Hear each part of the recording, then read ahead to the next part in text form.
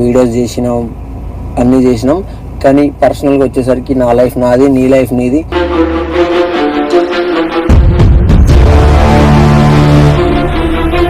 After screen నీ life నీది. నువ్వు ఎవరినైనా మ్యారేజ్ చేసుకోవచ్చు, నేను ఎవరినైనా మ్యారేజ్ చేసుకోవచ్చు. నీకు నాకు ఏ సంబంధం లేదు అని క్లారిటీ ఇచ్చేద్దాం అనుకుంటున్నా. ఇది మ్యాటర్.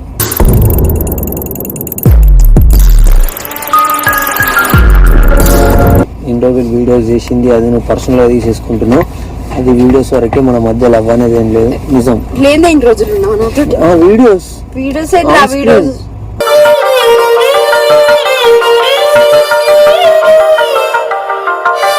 ఎందుకు నన్ను పిలిపించి ఏమేమో మాట్లాడుతూ నాకు అర్థం కాదు. లేదు, పర్సనల్ గా చాలా దూరం వెళ్ళిపోతుంది.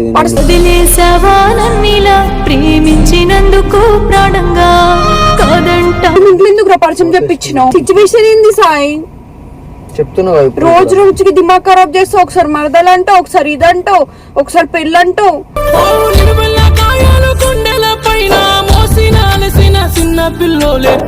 నువ్వు దీనికి నేను వేరే వాళ్ళని పెళ్లి చేసుకుంటా అంటే నువ్వు అట్లా చేసుకుంటావు. వేరే వాళ్ళని పెళ్లి నేను కూడా చూస్తా, చేసుకొని చూడు, ముడ్డ ఉడిపేస్తా నిన్ను.